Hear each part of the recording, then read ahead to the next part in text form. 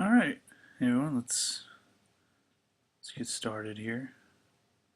Let me just get to. All right.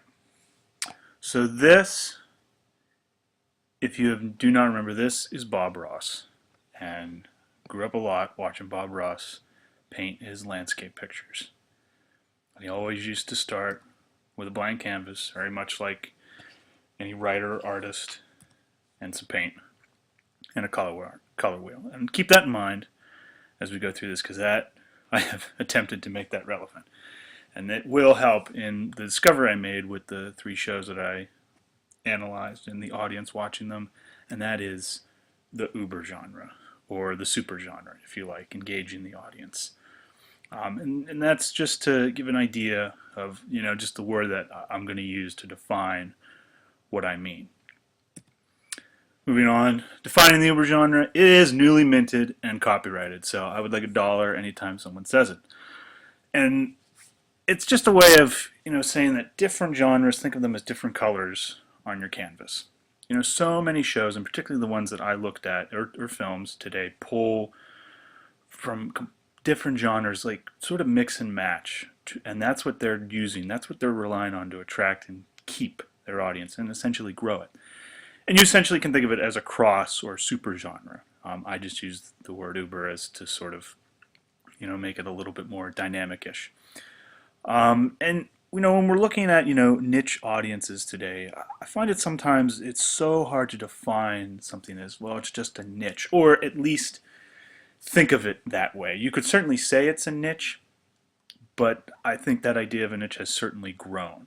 And it's just to think that don't necessarily write or create in one complete style, because by doing that, if you think of it in that way, it can sort of make you forget about what you kind of need to maybe add to your story later on to cast a bigger net. And certainly while the phrase if you appeal to everybody then you appeal to nobody at all is true, but always remember you want to cast that wide net to pull in your audience, because your odds will certainly be greater. And this was just a cool little image I found on the internet, and just an idea of a periodic table of genres to look at. Certainly there can be much more, but I just thought this gave a good idea of all these different blends you come from, and it's just see how some are could be down here in the corner. Maybe they're closer to romance, closer to horror, closer to sci-fi, and it's just so hard if you think of delegating one show as one particular genre. It can hurt you in some ways. Okay, the appeal. What is the appeal of this uber genre? How does it work in terms of audience? Well, again, it was just that idea of taking that niche and reminding myself that, okay, let's think of it more as a cathedral now, because the audience has become so large, very large. Millions, possibly dare say a billion. I could be stretching it with the billion mark, but let's go with it. There's something for everyone when we use this uber genre. There's different niches that you can latch on to, but it's just to get that idea of how big of a range we're dealing with. And we're mostly looking at a core millennial generation here. Certainly there is, some drift, it's not all that, but we're looking at the 18 to 49 age range. That is what our main bulk is made up of. But it certainly can go beyond that, or go a little bit before that, depending on, what example, we are talking about. So the three examples that I looked at was Game of Thrones on HBO, Outlander on Starz, and of course, with the upcoming release of its sequel, The Avengers, part of that ever-extending arm of Disney. So our first one, Game of Thrones, it's HBO's mega hit. And if you've never watched the show, just like a quick idea of what it is, it's set in the, fantastical fictional land of Westeros, where summer and winter can last for years, and it's pretty much an epic struggle for power. And it's a big ensemble piece. There's not really one main character. There's a lot of different characters. And if you've never seen it, I'm not going to give away what's going to happen, but it's certainly a graphic, violent show.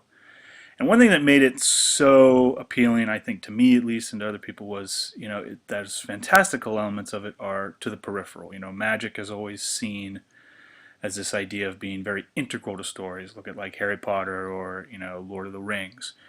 This show chose to take that element and put it much more towards the side of the story as not a very integral element to it, but something that is unknown, something that is not understood by the people of the world, of this particular world.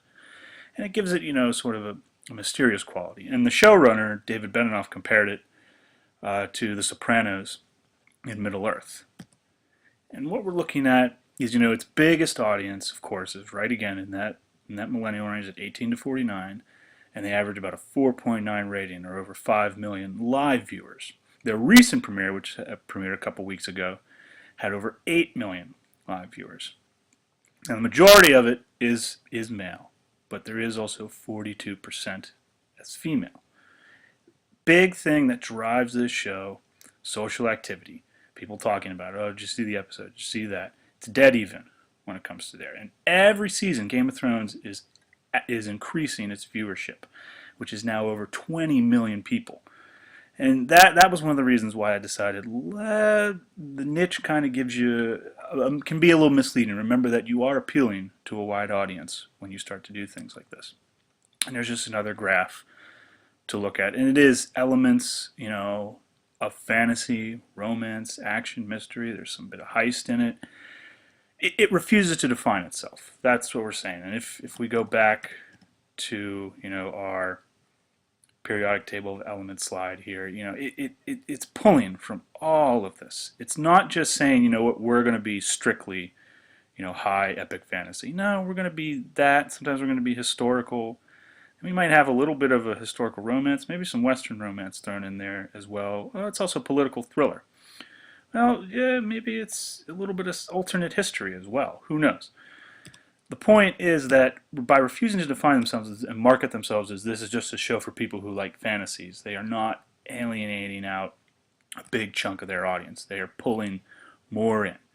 And then you can look at, so obviously a show like this would, you would think right off the bat would have a dominant male following, and it does. Male, there certainly has the majority, but there is a huge swath of female audience, and it's also the most pirated show out there right now, in case anyone is wondering. The next one we have that I looked up is Outlander on the Starz network, and that is their new hit show. It's shot on location in Scotland and follows a female protagonist who travels through time from the World War II era in Scotland to 1743. And it uses a similar vernacular as Game of Thrones. Again, refusing to define itself as one genre. It's throwing in all those paint colors. And Starz, because of this show, is now #2 premium network just behind HBO. Again, that age range, we're looking at 18. And this one goes a little bit higher. It goes up to 60. Huge female following, 60%. 45% of that female audience of which were fans, have watched, or followers of Game of Thrones. The male following also, though, too. Oh, that's kind of weird. A female central protagonist. Oh, maybe, that it doesn't seem like it fits. I feel like you would get less. No. You do have a very well represented 45% male following. It averages 5 million live viewers, just like Game of Thrones, and ranks #1 in Twitter, Facebook, and social media. One of the things that this also brought out was audience as a best marketing tool. A story that spans genres of romance, sci-fi, history, adventure. A quote, this is from the creator, that I think that's what will bring the audience in. What they're doing is they know who their core group is. They know who they're going to appeal to. That lead female is going to pull in a lot of that audience. But they also have to think about, how can we make this an adventure, a ride that everyone wants to take, something that you want to watch, something that you want to do. Well, if we go back, we go back to that periodic table of elements, here we go. We're going to take all these different things and we're going to put them together. And this is not to say, we're boiling down storytelling and filmmaking and whatnot into a formula. No. We're just saying that when you write your story for your main audience, but then don't forget when you go back, you've got to add in some new things to get more people, to cast that wider net. Think about, what are the things you can put in that landscape if you will? What other foliage can be put in? Going back, where was I here? Okay. Yes. So going on, the Avengers record-breaking audience debut. Now we're going to the silver screen here. $200 million in 3 days, over $1.5 billion internationally in the United States. And if you've never seen it or have never heard of it, anyway, it brings together a cast of superheroes: Iron Man, Captain America, Hulk, Thor, and on to basically battle an alien invasion. A pretty simple story, but it is a crossover event. Audience: over 25, 50%, under 25, 50%.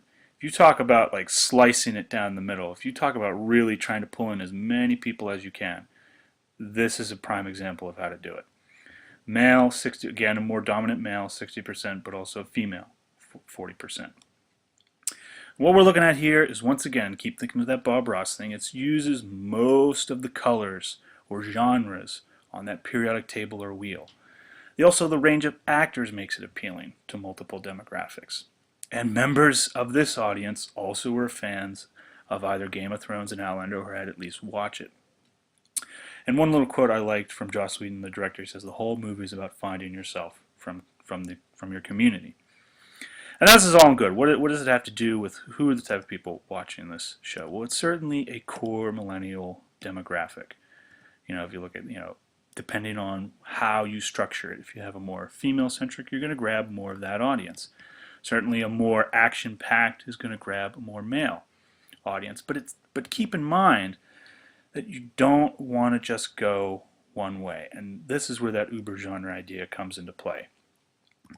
You are picking out different ideas, different, sort of psychological thriller, legal thriller, horror, comic fantasy, historical romance, political procedure, cyberpunk. You can go on and on. And that is what keeps these people coming back. Where the quote, again, the story that spans different genres, bringing the audience in. That is what a lot of people are looking at. It's appealing on many different levels. It's not trying to define itself as just one thing, and it is grabbing, again, a huge swath of that demographic, that 18 to 49, or if you want to go a little bit higher, 18 to 60 range of people. So how does this all work out and fit together? Well, if we go back to our good friend Bob Ross and the Happy Trees, like Bob Ross or a writer, any artist, you're going to start out with your blank canvas. You get your canvas, and then you get your paint. And then imagine each color is just a different genre. And you're just going to take it, and you have your canvas, you've written your first draft. Now you got to paint that picture. You've drawn your skeleton. Now you got to paint that picture. And maybe you want to go, let's go hardcore, caper, thriller, or whatever. Let's just go straight with that. Let's just use one color. Let's do that. Certainly appealing. Certainly is. But you know what? I'm not much myself anyway. Red's not really my favorite color. So why don't we throw in another? Let's make it maybe we do like a romantic comedy or something. And let's throw in a different palette, not just reds, but let's throw some blues in there, and let's put in an ocean. Maybe a lighthouse, a little bit of the coastline. Let's see what happens. Oh, well, you know what? I like blue a little bit more than red. This picture is a little bit more appealing to me. Well, let's take it one step further. Let's put many colors. Let's just put many more landscapes, rivers, trees, mountains, the sea. And this is what we're getting at. That the audience looking at shows and films like Avengers, like Game of Thrones, like Outlander are here for the fact that it is a huge open landscape, if you will. It's an uber genre. It is refusing to define itself as just one thing. And going along for that ride, you find many things involved in it. That is what the audience keeps coming back for. And as always, remember that anytime you do something like this, don't forget to put some happy trees in there as well.